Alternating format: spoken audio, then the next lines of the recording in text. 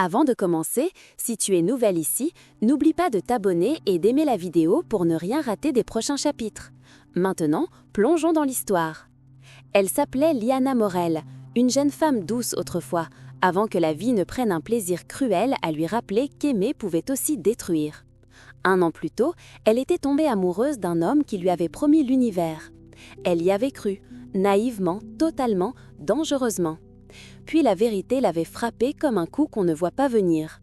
Une trahison, un message, une autre femme. Une nuit où tout ce qu'elle croyait solide s'était effondré sous ses pieds. Depuis ce jour, Liana avait refermé son cœur avec la force d'une porte blindée. Plus de confiance, plus de naïveté, plus de place pour les beaux discours et les sourires faciles.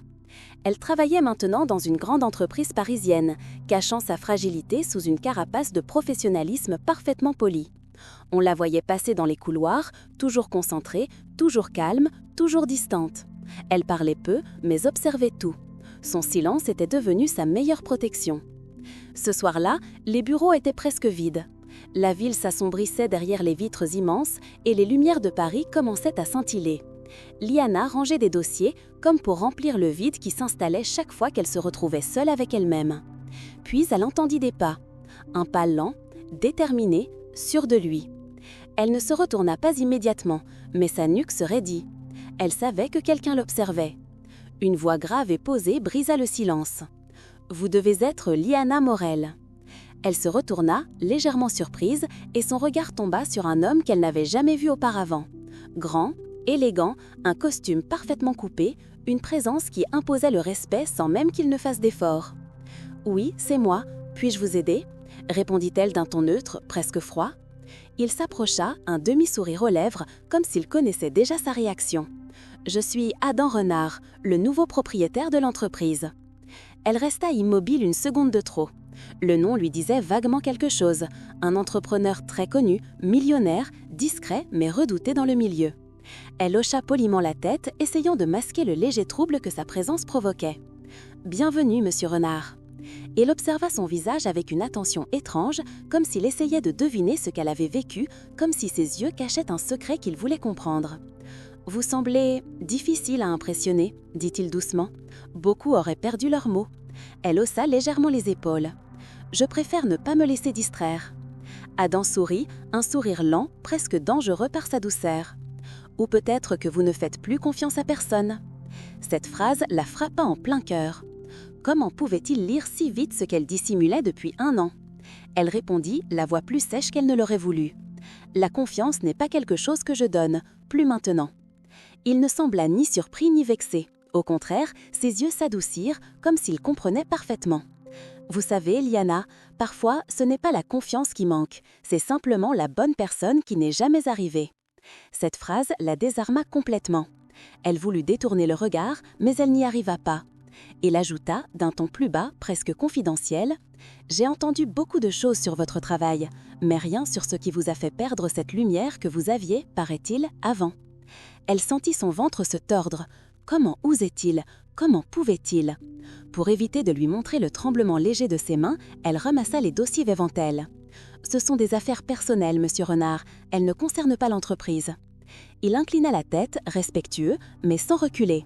« Peut-être, mais elles concernent quelqu'un que j'aimerais apprendre à connaître. » Cette fois, elle resta figée. Un mélange d'incrédulité, de frustration et d'un frisson qu'elle n'arrivait pas à définir. Pourquoi cet homme, riche, puissant, entouré de femmes, s'intéressait-il à quelqu'un comme elle, brisée, prudente, fermée? Il se rapprocha d'un pas, sans jamais envahir son espace, mais assez pour qu'elle sente l'ampleur de sa présence. « Je ne suis pas venue pour compliquer votre vie, Liana. Je suis venue parce que j'ai le sentiment que la vôtre mérite quelqu'un qui la regarde autrement. » Le cœur de Liana rata un battement. C'était trop direct, trop sincère. Elle recula d'un pas, respirant profondément. « Je crois que je devrais rentrer. » Adam la regarda partir sans la retenir. Mais au moment où elle atteignit la porte, il dit « Un jour, vous comprendrez que je ne suis pas comme les autres. Et ce jour-là, j'espère être celui qui vous redonne envie de faire confiance. » Elle s'arrêta, pas pour lui, pour la phrase. Puis elle sortit, le cœur battant trop fort, trop vite, trop loin de son serment de ne jamais s'attacher. Ce qu'elle ignorait, c'est que cet homme n'allait pas seulement frapper à la porte de sa vie, il allait briser toutes les barrières qu'elle croyait éternelles. La pluie tombait doucement sur les toits de Paris lorsque Liana se retrouva seule chez elle, plongée dans le silence de son appartement. Elle sentait encore l'odeur du parfum d'Adam sur son manteau, et chaque fois qu'elle pensait à lui, son cœur battait plus vite. Elle avait cru pouvoir tenir, rester sur ses gardes, mais il s'était installé dans ses pensées malgré elle. Soudain, un coup discret à la porte fit sursauter Liana. Elle n'attendait personne. Tremblante, elle alla ouvrir et se retrouva face à Adam, son regard sérieux mais tendre, ses cheveux encore humides de la pluie. Il ne dit rien pendant quelques secondes, laissant la tension emplir la pièce, puis murmura « Je sais que tu ne veux pas me voir, mais je devais venir. » Elle sentit ses jambes fléchir légèrement et le cœur lui manquait. La prudence qu'elle avait construite depuis 1 an vacilla. « Pourquoi êtes-vous ici ?» demanda-t-elle, la voix presque étranglée. « Parce que je refuse de te laisser t'enfermer dans cette solitude que tu as construite seule. Je ne veux pas briser tes murs, je veux juste être celui qui peut t'aider à les soutenir. » Elle secoua la tête, une larme solitaire glissant sur sa joue. « Je ne peux pas, je ne veux plus souffrir. » Adam s'approcha doucement, posant sa main sur la sienne. « Je ne te demande pas de me faire confiance immédiatement, je veux juste que tu me laisses être là. Je ne partirai pas, jamais. » Leurs yeux se croisèrent et pour la première fois depuis des mois, Liana sentit qu'elle pouvait respirer sans douleur. Il n'y avait pas de promesses creuses, pas de mensonges, juste une sincérité brute qui pénétrait chaque coin de son âme.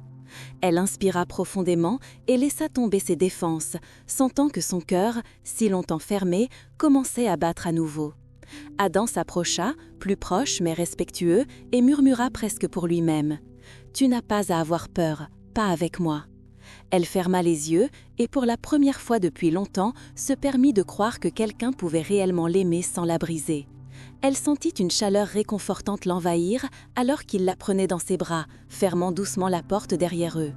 Les larmes coulèrent à nouveau, mais cette fois, c'étaient des larmes de soulagement et de renouveau. Ils restèrent ainsi, silencieux, simplement proches, laissant les battements de leur cœur s'harmoniser. Chaque souffle, chaque regard, chaque frôlement confirmait ce qu'ils savaient au fond d'eux.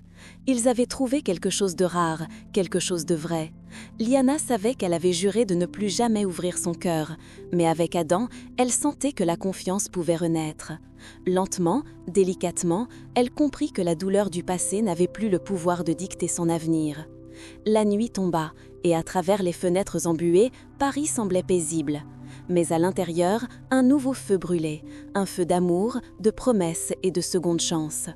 Liana l'avait enfin compris que même après un cœur brisé, il était possible de guérir, et qu'Adam serait celui qui marcherait à ses côtés, jamais pour la blesser, toujours pour la protéger.